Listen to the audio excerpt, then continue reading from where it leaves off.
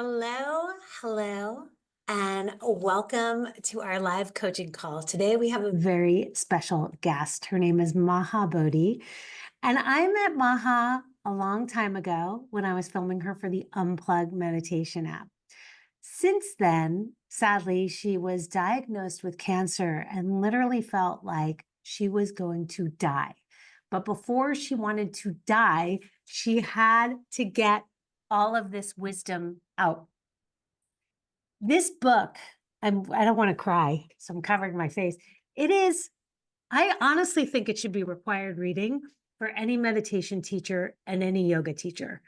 Has so much wisdom. It's like decades in one book. I had no idea, Maha, what a brilliant book this is. But I just want to start with the first page before we get into it. And the questions for this call are so good.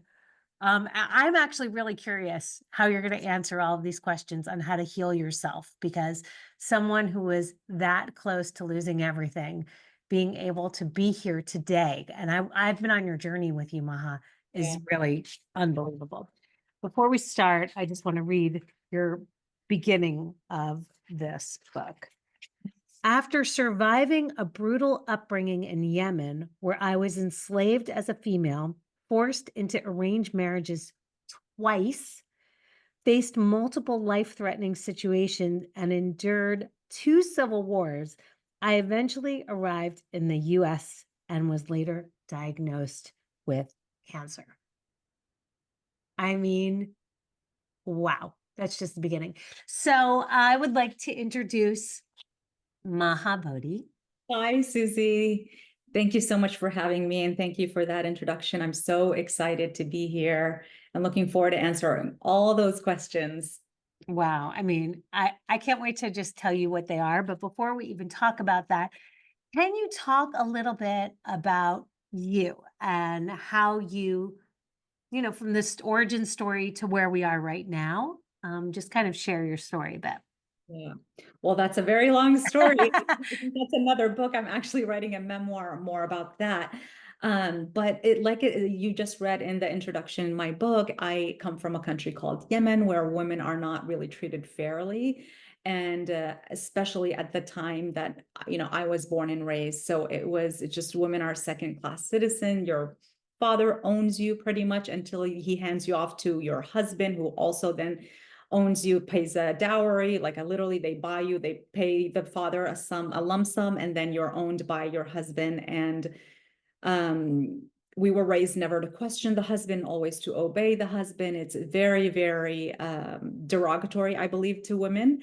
And for some reason, I wanted something different. I always had this curiosity within me. I was very fortunate. That was kind of my ticket out, is that my father, his job was a diplomat. So his job required him to travel outside of Yemen, and we traveled with him. So I got a glimpse of what life looks like outside of Yemen, which not a lot of women from that country get to see. And so that's when I learned, oh, there's another way of being in the world. And I actually was fortunate enough to live in Washington, D.C., because that's where my dad worked at the embassy there. And I lived in the United States. And that's when my love story with America began. And it was just one of the favorite countries of everywhere that I lived, because we lived in Italy, we lived in Romania, we lived in so many countries. But for some reason, America had this just impact on me, and I felt like I belonged. I never felt so much like that this is my home, more than when I was in Yemen, of course. And so as I grew older and we just kept traveling, and then, by the time I became a teenager, that's when, they start to auction you off for marriage, literally. So it's because it's an arranged marriage. It's almost like a business deal. And that just happened. I got my first arranged marriage. I didn't want it.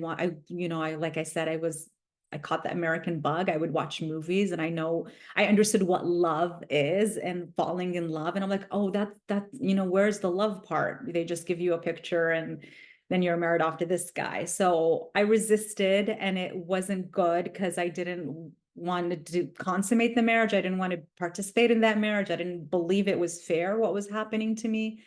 So I only stayed there for maybe 30 days. And then I ran away. I literally ran away. I took a cab from my husband's house and went back to my parents' house and told them, you got me into this mess, you get me out of it. I didn't choose this marriage, like you fix it. And then I was punished for that. I was locked up in my room for literally 1 year, like solitary confinement. I wasn't allowed, no cell phones, no friends, no, I wasn't allowed to see my sister, who she was married, and because she was living in her husband's house, so I wouldn't be allowed to even visit her in her house. And I even remember one time that my little sister, she was maybe 2 years old when I went and got locked up in my room. And then one day the door was open and I saw her and she grew, like, and we live in the same house. And I'm like, oh my God, like I didn't even recognize my own sister and we live in the same house. So that was a lot. And then somehow I got out of that divorce, that marriage when I got divorced. And then I had to get married again because that's the only option for women. It's like you have to get married or you are locked up because you've shamed the family and you're a disgrace, and they kind of want people to forget that you exist. So they lock you up in the room so people don't talk about you anymore because you bring so much shame. And so another guy came in and proposed marriage through my dad and through my parents, and they were like, oh my God, this is a miracle that even somebody else wants to marry you because I'm just like damaged goods right now. So my mom, I remember, she's like, you just be grateful that somebody even wants to marry you. So just shut up and be grateful and go get married. And that's what I don't want to take too much because there's so much more I want to share. I would love to hear just the Yeah. rest of that story because I find it fascinating and I think it does have an impact to where we're going with this. So, Yeah. how old were you at the time? I The was first one and the second one. I was 19 and the second one I was 21. So it happened real quick back to back. But I will say, Susie, that mentally, yes, I was 19, but because the way I was raised and because of the kind of closed environment, the closed bubble the way we were raised, mentally, I would say I was like maybe 10 years old. Like I had no idea what a marriage is. I had no idea what sex is. Like we didn't even know what that is like. And it's just, I was like a child in a 19-year-old body. And so that was very frightening to me. It's just like they just throw you there you go, this is your husband, you're married, just perform your wifely duties. I'm like, what does that even mean? So I mean, looking back, it was really truly a journey. But my second husband was violent, which my first husband wasn't. My second husband was extremely violent. He tried to kill me multiple times, like a machine gun in my head, a sword in my throat. And he was just this obsessive, jealous man. And I had to have like a cell phone when he leaves the house. He's like, you stay and I want to hear your voice like the whole time to make sure that I'm not like going anywhere. And one time it was like 2 a.m. and I was so tired, I fell asleep and he was like calling my name and I didn't answer. And he ran back home. And that's when he went, he's like, where did you go? What did you do? I'm like, I just was asleep. And he started choking me and he started like, it was a 12-hour ordeal. And that's when I was like, I'm going to die. This guy is serious. And I had to like run away again. But this guy like chased me back to my parents' house and started like shooting. It's like a movie. He started shooting like with a machine gun to my bedroom and like the glass would break. And like he terrorized like the whole neighborhood. So it became like bigger than just me and a marriage. So even the neighbors were like complaining. They were like, what's going on? Um, Anyway, so then, yeah, I mean, then what happened, just to close the story, is that my father, because of his job, talk about the universe, he was about to retire. He was due for retirement. And for some reason, they asked him, they begged him, can you do one more post? And can you go to Romania, Bucharest? And he said, okay, sure, I'll go. And he's like, he took me with him. He's like, I think it's not even safe for you to stay here anymore. And we just went to Romania and I went to school because I wasn't really going to school or doing anything. I was just dealing with this madness.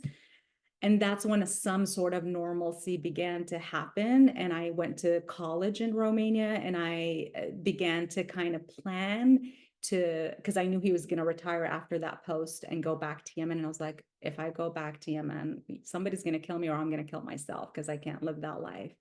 And I started to plan and apply for graduate school here in the United States. And I knew like that would be my ticket out. And that's how I made it here to America and started a fresh new life.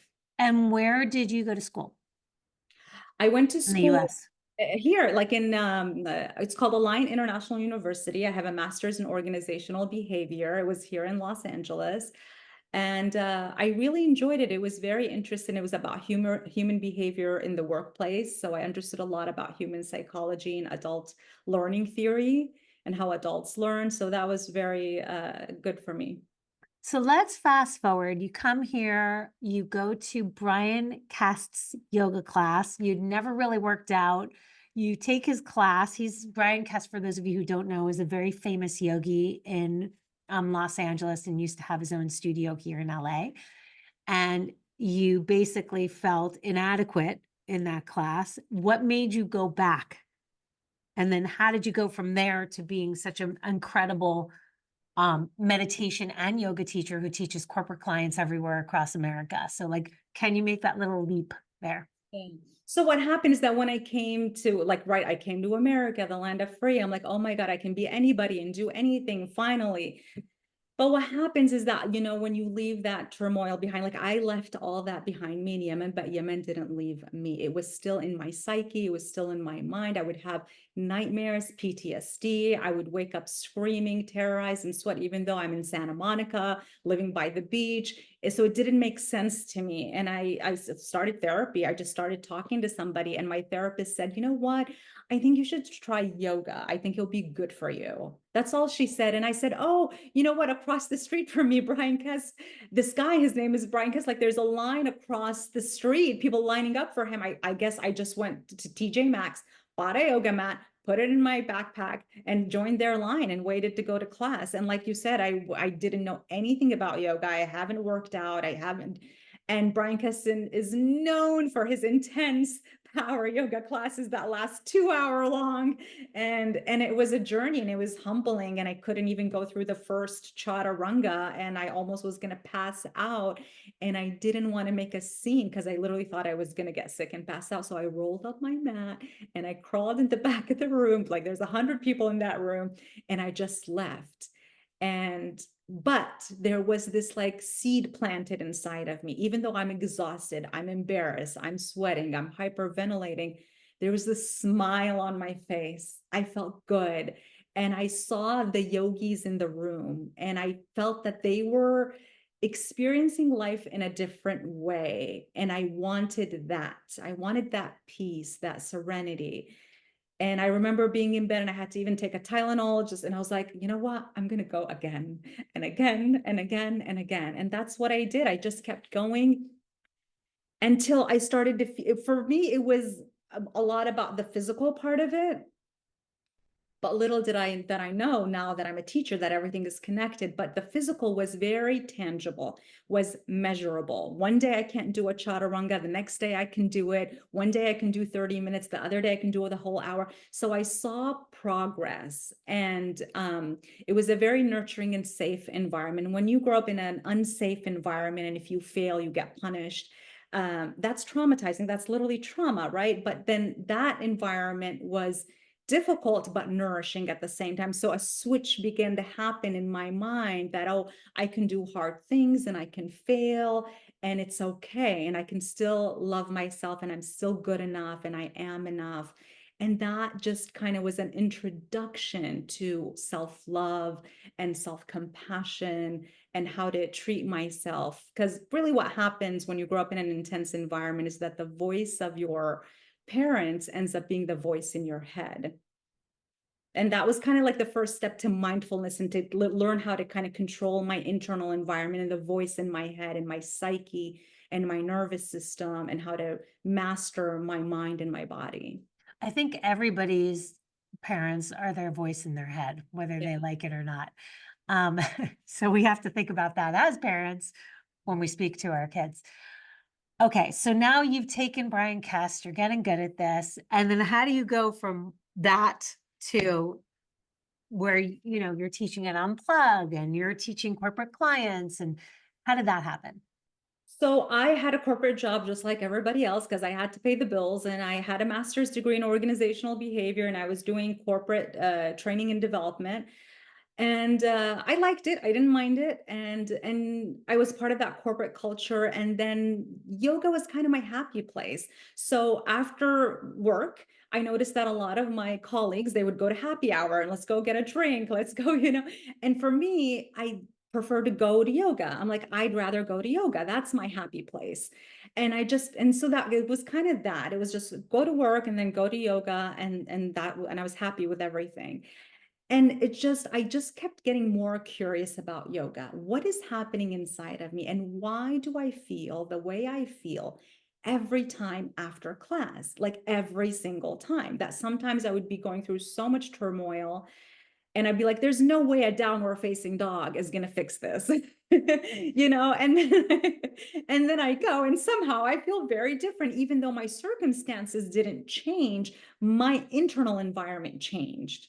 And I got curious. So I was like, I want to study this. I want to understand the deeper science of yoga. And I was just out of curiosity. I had no plans to be a yoga teacher. It was like, I have a job, I have a career. I don't want to lose my insurance. I just want to understand yoga. So I enrolled in my yoga teacher training with Travis Elliott and Lauren Ekstrom. And I know, they're very popular with Unplug, and that you love Lauren so much. So do I. And I love Travis also. I love them both. Both of them. I call them mom and dad. Oh, We're all the same age. So I enrolled in the training, and I will say from day one, I entered that training session, and I immediately knew that my life is going to change and it will never be the same. I felt for the first time that I'm at the right place, that I speak this language, that I understand what's happening, and that I belong. And Travis said, introduce yourself. And I said, my name is Maha. And he's like, oh, what does Maha mean? And I'm like, oh, it's Arabic. It means big, beautiful eyes. That's what my parents named me. And he's like, no, Maha in Sanskrit means the great. And I didn't even know what Sanskrit was. And everybody looked at me. They were like, whoa, you're destined to be a yogi. And I'm like, really? And yeah, I said, yeah, really. Look at this book. yeah. I'm going to go through this at some point while we're on this call because I think it's going to blow people away. And I know normally what we do is we do this talk, and we get to the question part, but the questions are so good that I almost want to ask some of them before so I don't lose them. But if you don't mind, if I just ask you a couple questions from our audience, which is um, okay, hold on. Okay. How did you actually, so let's talk about like how you, one, realized you had cancer, and how you feel your yoga and meditation practice actually helped you heal from that. So how I found out so after I moved to the United States, I kind of found my path, and I found yoga, and I found my way of being, and I just started to develop and grow as a human being. And I noticed that every time I talked to my family back in Yemen, I had to kind of retrieve to that old little disempowered girl. I had to play the role that they designed for me. And I just was kind of done with making myself small. And I couldn't share a lot about my life here because I was worried that they would disapprove of the choices that I'm making. And so I noticed that every time I end that call, I felt drained, I felt disempowered, I felt like back like I was like that little girl. And so I just decided to kind of block that away from my life and move forward with my life. I just didn't feel it was serving me in a positive way. So I stopped talking to them completely. For 18 years, I stopped talking to my And family. your sisters? My sisters, it was all, I loved my sisters so much. So just to clarify, my mom was violent with us growing up, specifically me. I like physically, emotionally, like so many times I almost died, and just extremely violent. And so I had that PTSD. I would have those night terrors that she's still hurting me, that she's still beating me. And so I just had to like heal and focus on my self-healing. And so I blocked all that, and I couldn't talk to my sister because they all live in the same house. So if Mm. I had to stop talking to somebody, I had to stop talking to everybody. And I just made that decision at that time because that was what I knew to do at that time. That was the level of my consciousness. And so that's what I did. And so I stopped talking to them for 18 years. They tried to reach out, they tried to, and I was like, no, completely block them out. I'm moving on with my life. And I was living healthy and I'm doing my yoga and I became a teacher and I'm teaching and I'm live such a positive life. I'm an avid reader. I believe in self-development and constantly growing. I eat healthy. All of it. I wake up, I have a 2-hour morning routine every single morning. That includes breath work, meditation, yoga, green juice, you name it, I was doing it. And I'm only friends with positive people and I only speak positive things. And if I'm not teaching yoga, I'm reading about yoga. And it's just, I created this very healthy environment for myself. And then all of a sudden, I noticed I was working out really hard because I was trying to build strength and just stay healthy. And then I noticed pain in my left shoulder. And I was like, oh, it's probably a muscle spasm. It's probably I was icing it. I really didn't think much of it.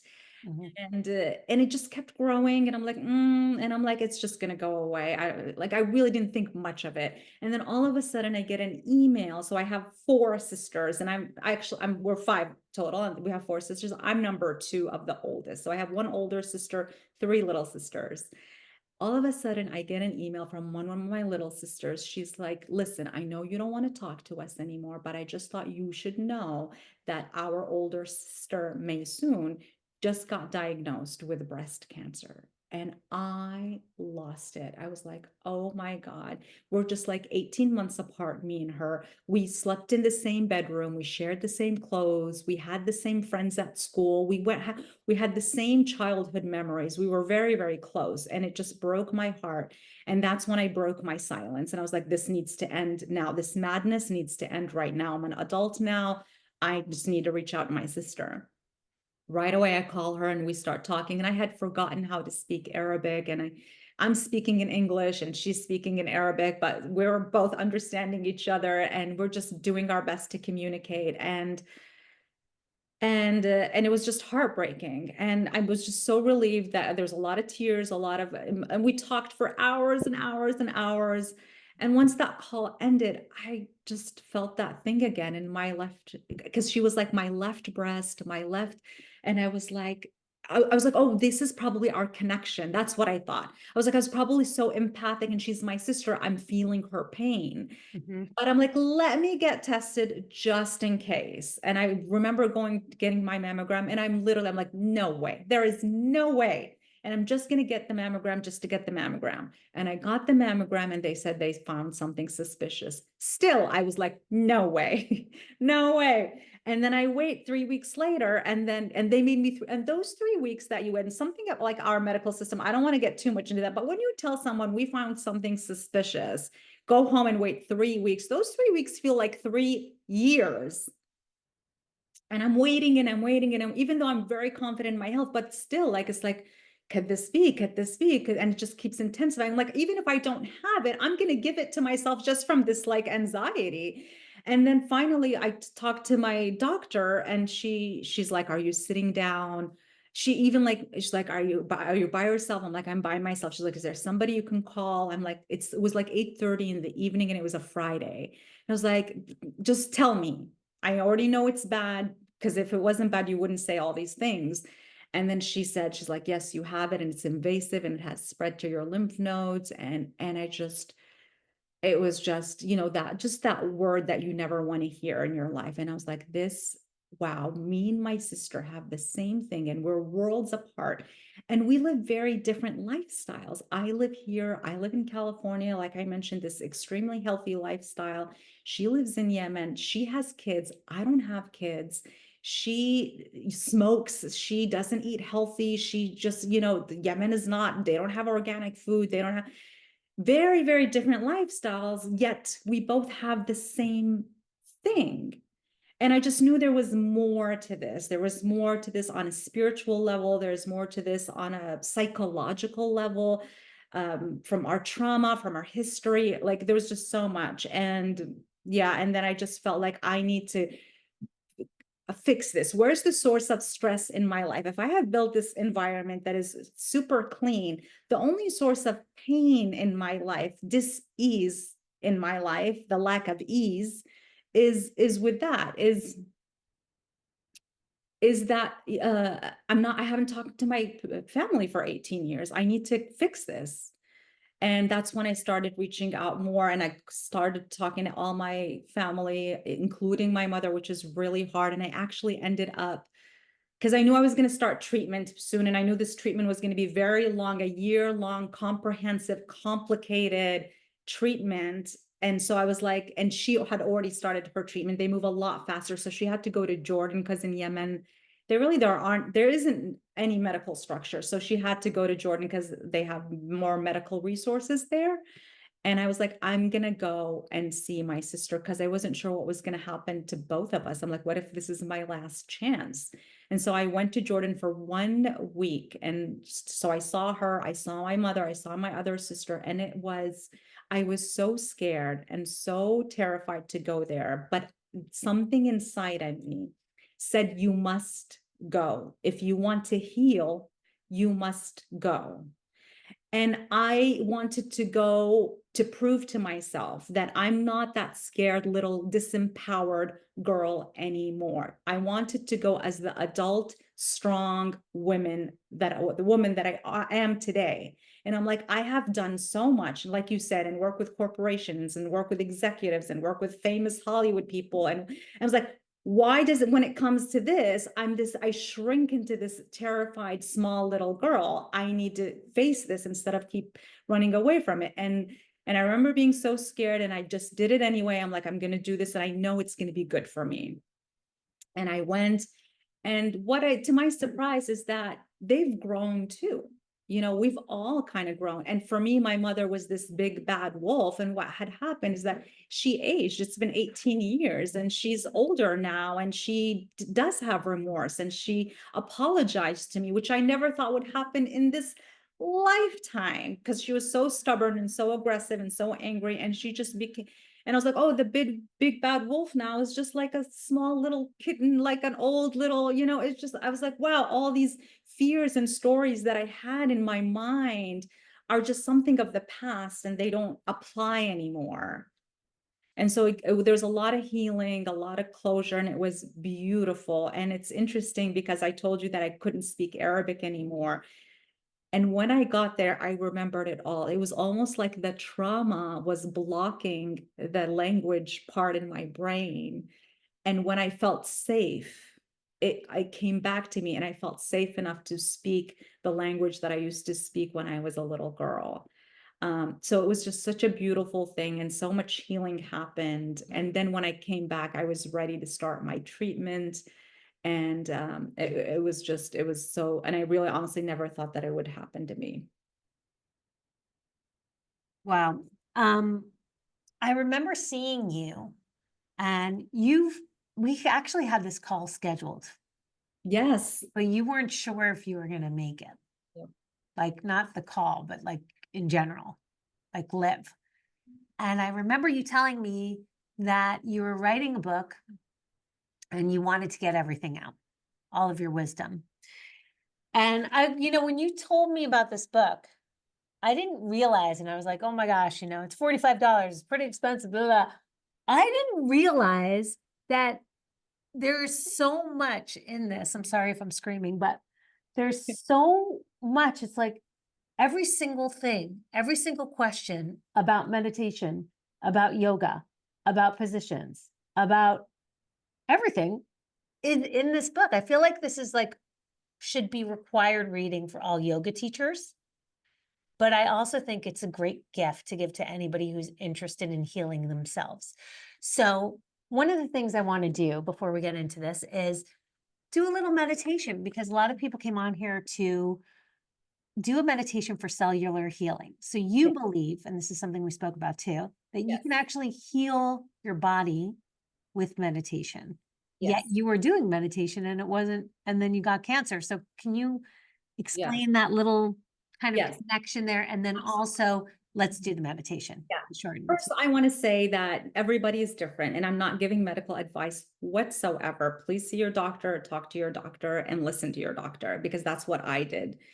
And I I'm speaking only through my experience. I believe that the source, I mean, cancer is very mystical. Even the doctors will tell you we don't understand how it works. So even though me and my sister both had the same diagnosis in the same spot, in the same stage, in the same breast, in the same everything, and we live worlds apart, they said it's not genetic. We automatically thought it was genetic. It was not genetic. They said it was estrogen driven. It was driven by an imbalance in our hormones, both of us.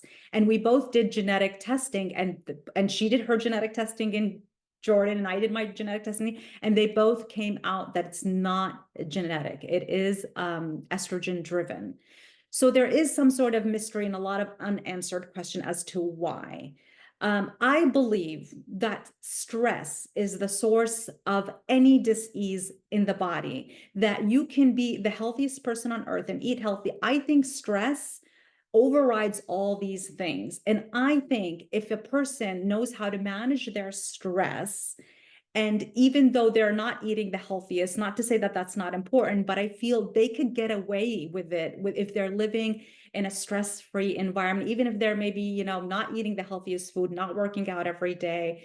I believe that stress is the biggest source of any disease. So that's, I believe, what caused my trauma, all the things that I mean, we didn't even talk about the war that I went through. Like, there's just so much in my childhood that happened. And I kind of just, what I did is just blocked it away, shoved it. And I moved on with my life. And I thought that that's the way to go. And so what this did, it forced me to face my fears and to enter the cave that I fear the most. Because what happens when this trauma happens is part of us gets fragmented. So there's a lot, I know there's a lot of talk about inner child healing, but there's also not just your inner child, but what's the teenage version of you doing? What's the feminine version of you doing? There's so many aspects and versions to us that maybe you had a good childhood, but then when you developed and became a teenager, something happened during that stage of your life. That's a critical stage. Maybe something happened as a feminine, as your expression in your femininity happened, somebody shamed you or something happened. That's also a part of you that gets fragmented and hidden in a dark corner in your psyche. And so the word yoga, and I just want to say, when I refer to yoga, I'm not referring to the yoga asana or the vinyasa class or the pose. I'm referring to yoga as a way of being in the world. And meditation, breath work, vinyasa, all these things are tools to get you to that inner peace that yoga invites you to come into. So the definition of yoga chitta vritti nirodha, that's Sanskrit. All that means is yoga is the removal of the fluctuations that disturb the peace within the mind. And so the goal of all these I techniques. just want to stop you for 1 second because I know we have some unplugged meditation teachers on here. And I know they all know that. And that's such a big part of yoga and meditation and the connection. So if you could just say it one more time, because I see everybody smiling when they hear that. The And Sanskrit. the Sanskrit and the English, because I think Yeah. it's a very important thing for people who don't know to hear it again, because we can gloss over it, but it is such a significant thing. Yeah, no, absolutely. Yoga chitta vritti nirodha translates to yoga is the removal of the fluctuations that disturb the peace within the mind. So we want to get you into that peaceful state of mind through these practices of yoga, meditation, breath work. And the word yoga, it is a Sanskrit word. It translates to union. And I talked about this fragmented part of you that happens through trauma, this separation, whatever version of you that got traumatized, that got frozen in the past. And then you hide it in that dark corner in your psyche and you run away from it and you don't want to see it or talk to it or acknowledge it because you're so terrified of it.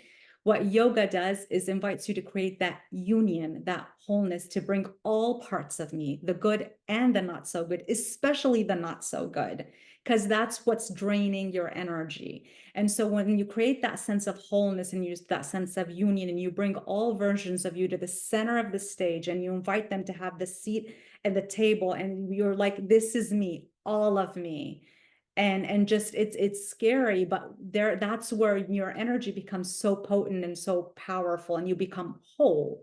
And that's really what yoga invites. Amazing. Let's do a meditation for cellular healing, something that you used when you were struggling with Mhm. cancer, but could work for any area of your life with healing. Can you just talk about it a little briefly, and then we'll do like a short 5-minute meditation? Absolutely. So when I used to meditate, and I would literally talk to my body as if it was, because it is, this living, intelligent being that is always eavesdropping, listening to your cues and listening to your commands. And so I talk to it as if it was this person in front of me, and I invite my body to work with me. And the idea is that you own your body doesn't own you. You own your mind doesn't own you. You own your psyche doesn't own you. You own your nervous system, it doesn't own you. And their job is to do what you tell them to do. It's just nobody gave you the manual. And that's why I had to write the training manual to tell people how to do it. And so in this meditation that I'm going to guide you through it, it's literally, you don't even need to use fancy words. You just need to talk to the cells in your body and tell them to heal. So when I was going through chemotherapy, and chemotherapy is so intense and it literally destroys all the cells in the body, the healthy cells and the not healthy cells, the cancer cells, but also the healthy cells. And so what I did, I literally would guide the chemo and tell the chemo, please destroy the cancer cells and leave my healthy cells. And I would literally manage and maneuver my body and tell my cells to open and receive this healing in a positive and appropriate way. So whoever is on this call today, whatever it is that you are dealing with, it doesn't have to be cancer. It doesn't even have to be a physical illness. It could be mental, it could be emotional, it could be a problem that you're trying to solve. Set your intention on what it is, and let's find stillness together. So let's come into a comfortable seat, however you want to sit, just finding lengthen the spine, softening the shoulders, and closing the eyes. And taking a moment to really feel your presence behind your eyes, as if you are looking inward into your own body, into your own heart. And take an inhale through the nose, send it down to the belly inflates. Send it to the ribs lift all the way to the top, to your throat. And then open your mouth and exhale all the way from top to bottom. Empty it completely. And 2 more of these. Inhale, belly lifts, ribs, chest, hold. And then a smooth exhale through the mouth, very long, emptying the breath. Maybe the belly even hugs in to press the extra breath out. Last one, inhale fully and deeply, all the way to the top. Hold. And a long exhale, emptying the breath. And just take a moment here to send a signal to the muscles of your brain to relax. Allow your brain to be so light. There's no problem to solve, and no one wants anything from you. As if your brain was this cloud floating effortlessly inside of your skull.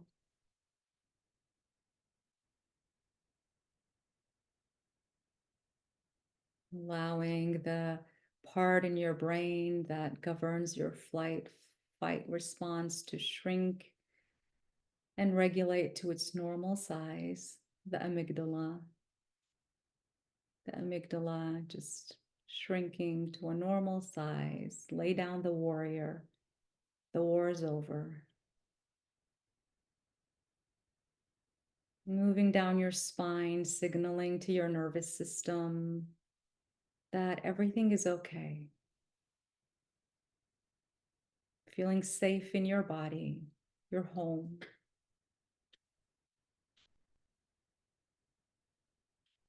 And opening and softening the heart, your beautiful, sacred, beating heart. Feeling its warmth, its gentleness, the energy of love and compassion. And let it shine, let it radiate. And opening the cells in the body, allowing them to receive healing. Activating the genetic expression and coding of health and well-being, rejuvenation. Feel your body light up. My body knows how to heal. My body wants to heal. My body is my greatest ally.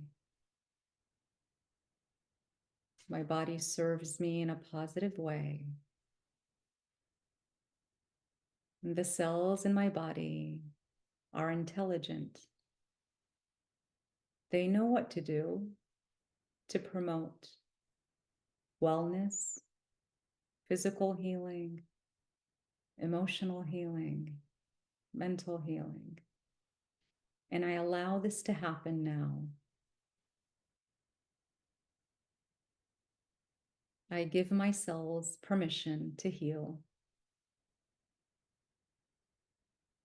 I command, code, and compel my body to receive this healing now, once and for all.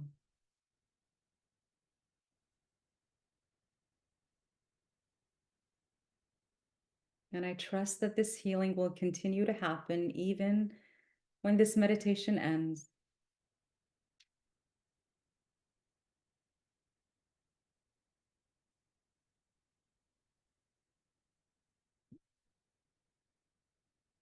Take a big breath in through your nose, inhale.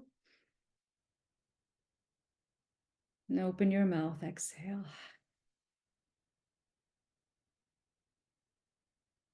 And whenever you're ready, blink your eyes open. And welcome back.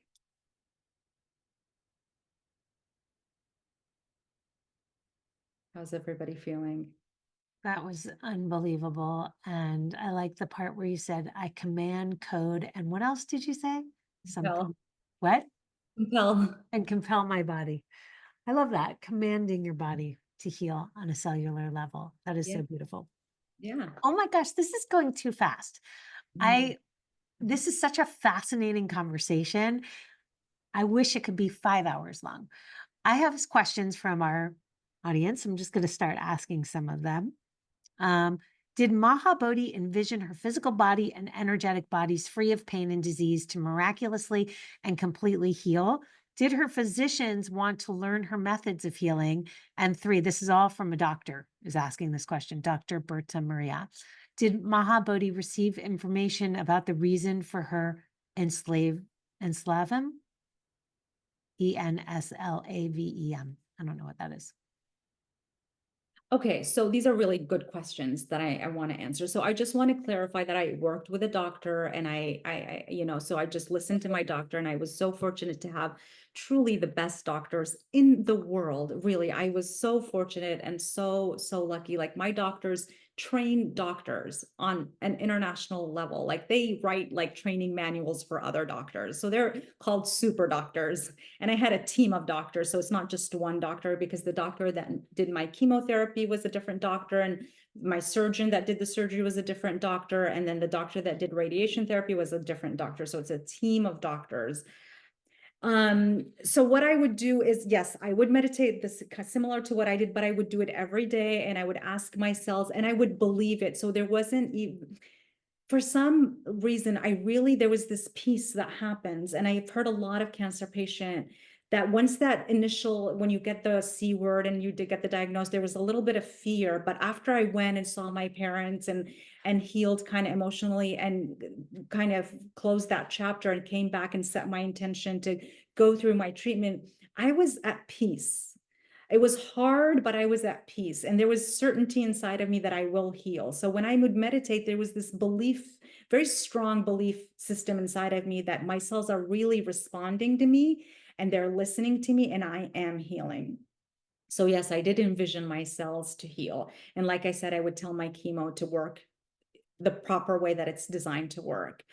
So when I was talking to my surgeon, and because my cancer was locally advanced and it had spread to the lymph nodes, meaning it's like now systematic. So when it's local, they can just surgically remove it, kind of like a root canal, and then it's done. But when it when it's spread into the lymph system, now it's in the system of the body and can kind of, find pathways to spread to other places, which is not good.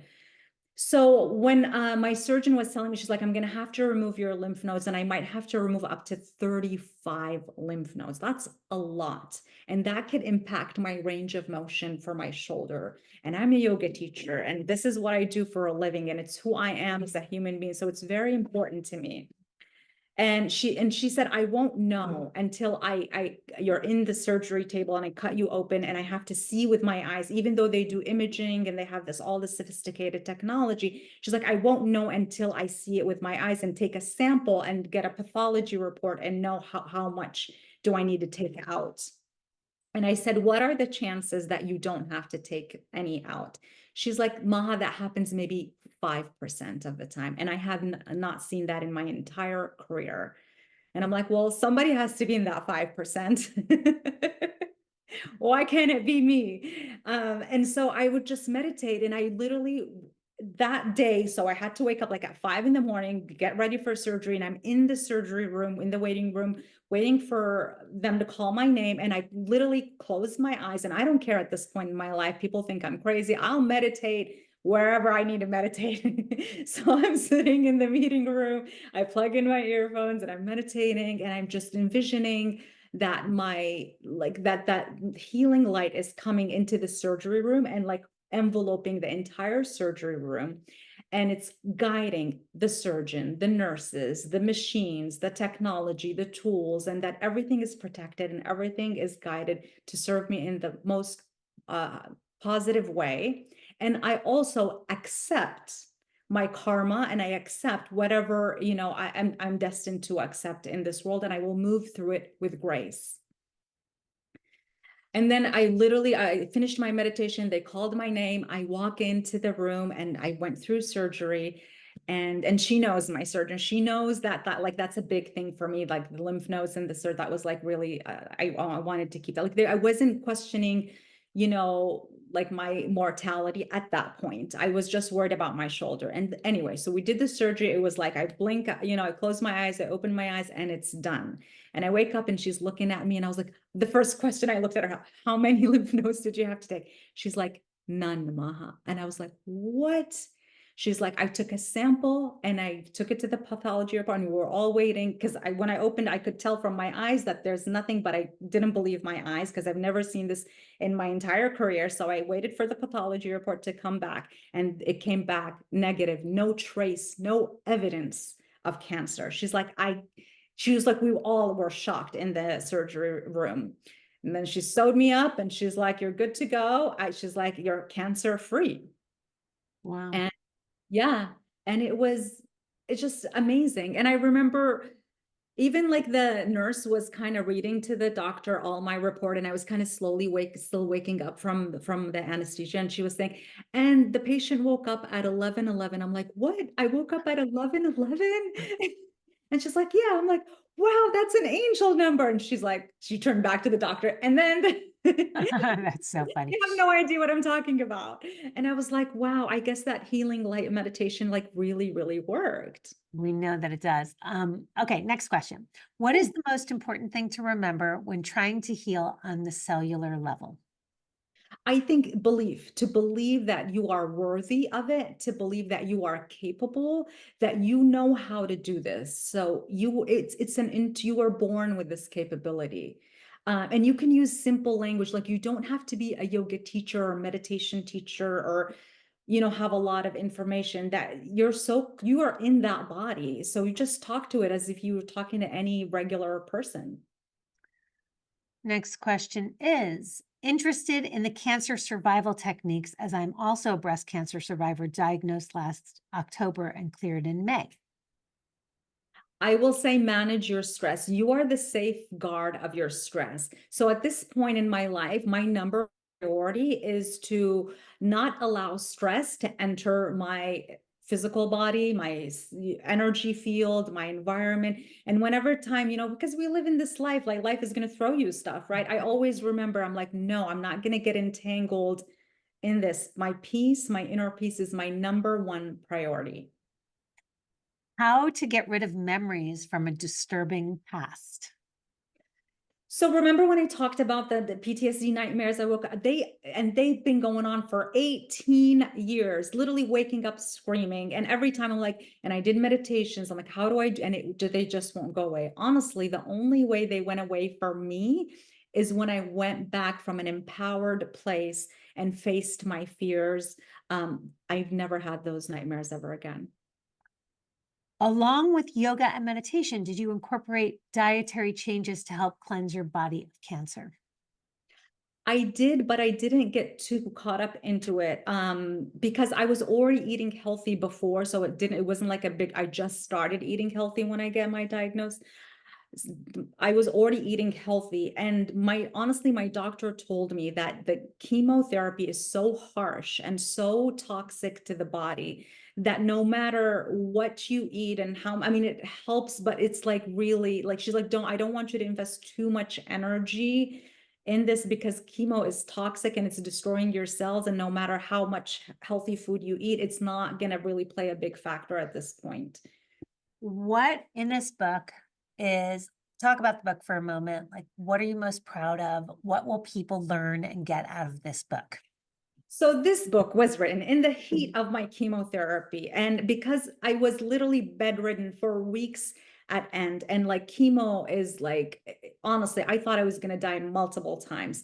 And so I was in bed for such a long time. And honestly, at some point I thought the chemo was going to kill me, not the cancer. And I was like, well, if I'm going to die, then I need to pass along all these teachings that I accumulated throughout all these like almost 20 years now. And so Wow. I felt this sense of urgency to write everything down. So it's out there for people to benefit if I'm gone. And so I just kept writing, and it was like a fever, almost like a manic episode. I just kept writing and writing and writing in my bed under the blanket. The sun would come up, the sun would set, days would pass.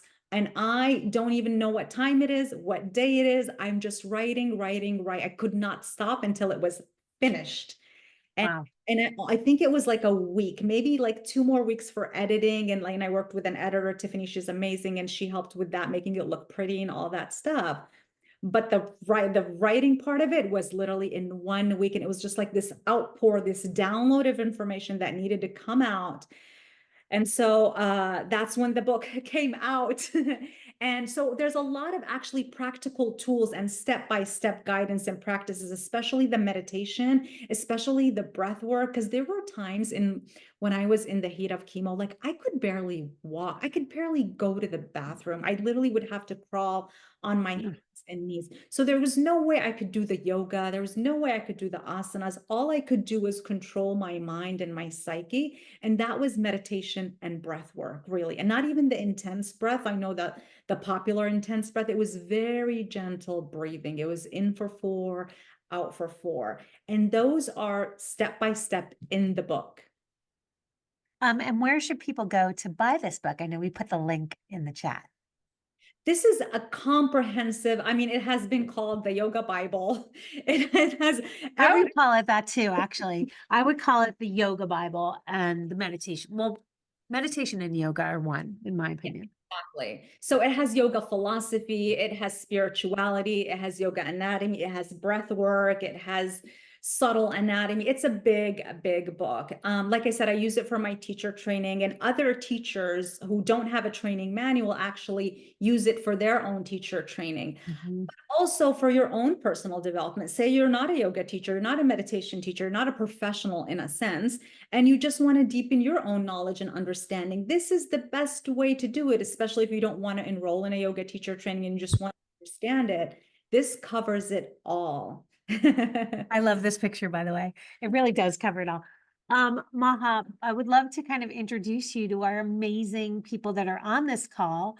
I see Lola and Sharon, who did our meditation teacher training, who are on this. I just want to shout you guys out. I know Lisa Hall, there's so many amazing people. I'd love to kind of take a look at them. If you would like to show your camera and say hello to Maha, we still have a few moments left. If you have any questions that you want to ask her here, Sharon, hello from Jamaica. Oh, Catherine, I see Catherine there. Catherine did my teacher training. Hi, Hi, Catherine. hi, Thanks. everybody. Hey Maha, it's so nice to see your face, Maha. So It's been a nice to see while. you, my dear. If any of you would like to say anything to Maha, now would be the time. Hi, Lisa Hall. Thank you. And I hope you're sharing a replay because I'm going to be sending this to a friend who is going through a health crisis right now. And I just feel that this was just for her. Thank you. Thank Yes, you, a link Sharon. will be sent to everybody who registered, right, Susie? No, it's going to all 80,000 people Right. that follow Unplug. So we'll be sending it the replay to everybody. Fantastic. I want to, Yeah. can I say something? Yes, Lisa. Gosh, I love the whole thing. It went by in like 2 minutes. I know. But I love the cellular meditation. I mean, and I have heard about that. Like you tell yourselves, and I've heard like similar stories of cancer patients that they're told like have your cells eat up the bad cells, you know. So it's like Pac-Man, you know. Yep. So you imagine Pac-Man. And Yes. so to me, because I'm not feeling well, I'm gonna say this meditation. I mean, it was so good. I wrote it down, but it's so helpful, and it's all about belief.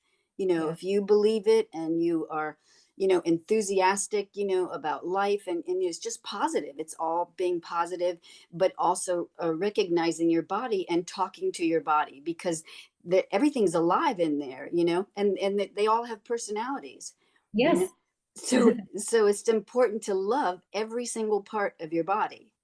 Absolutely. Thanks And for we're going to be also putting this. Maha has several incredible meditations on the Unplug meditation app, and we're going to be adding this to her library of amazing meditations. So I'm excited to immortalize this amazing cellular meditation that she just did on the Unplug app. Great. Thank you, Lisa. Anyone else want to say anything? Catherine? Just hi. Amazing. I put a question in. I was curious when you're going to begin your next book, your bio. So thank you for that question. I've been writing a memoir, and I actually been writing it for a while, like for 2 years before I got my diagnosis. And this is very fascinating because I was working with this incredible editor, and we were like almost a third through this memoir, and she's like, we're still figuring out, how does this book end? How does this book wrap up? Like we wanted, like, where are we going to stop? And we couldn't figure that out. And then I got my diagnosis, and I was like, Katie, like, you won't believe this, but I told her what happened. She's like, you can make this up if you wanted to, girl. She's like, I can't believe. She's like, wow, there's a whole like a new chapter of like this kind of closure, because the book was really more focused on my past and my childhood, and so it's like, well, what is the end of this? And it really brought it full circle, because I never thought that I would go back and talk to my mom and heal and give this. I would always hear about forgiveness and closure, and I never thought it. I'm like, not me. My situation is too intense, not for me. That's them, but not me. So it was truly a miracle when it happened for me. And so that's going to go in the book. So the book has been in pause because of everything that happened this year, but I'm looking forward to finishing the last chapters and bringing this part of the story that brings it to full circle. So it's coming soon. Stay tuned. And we'll have you back on when it does. You should read these comments that are so beautiful. I found myself crying during the meditation, says Tess. iPhone says, great speaker, thank you. Such a beautiful story to share with the world. Beautiful story and person. Love, love, love the emphasis on speaking to loving, empowering your body. I was so divorced from my body for so many years. So much healing had come from developing a deep relationship to it and listening so closely to it now. I love connecting with the Unplug audience live. This is why we do these live calls. we love meeting you, and I love introducing you to the teachers that are actually on our app that you probably haven't even meditated with. I'm curious to know if any of you have meditated with Maha on the Unplug app. If not, please take a look at her. Maha, wow, that story blew me away. I saw Jelena was like, right, Jelena, you want any words you want to add, Jelena? I'm so touched and honored to see you and just so happy that you're doing well, Maha. So inspired. Thank you for joining us. And I love your meditations on the app. And I'm going to be buying this book for my niece who just graduated from her teacher training. This is the perfect holiday book. So thank you for this. For those of you who want to learn more about meditation and yoga and not miss anything, this is the book. Maha, any last words that you want to add? I really want to say that whatever you're going through, healing is possible and available to you. That I know you're looking at me now. I'm speaking to you and I look like I know what I'm saying, but I just shared with you my past. I came literally from under a rock, and English is not even my first language. And somehow I made it through, and now I'm teaching people how to heal and how to really live a more empowered, fulfilled life. Your body is the closest to your consciousness. And this healing is available and possible to all of you. So I really want you to feel that you are empowered. You don't need to be a teacher. You don't need to be an expert to heal yourself. Just learning how to master your body is such a powerful tool. Thank you, Maha. Thank you, everyone. We went into 3 minutes OT, but I want to say thank you. Have a beautiful day. Maha, I'll be calling you in a couple minutes. Sounds good. All right. Okay. Thank everybody. you. It was wonderful. Bye, everybody. Take care. Bye.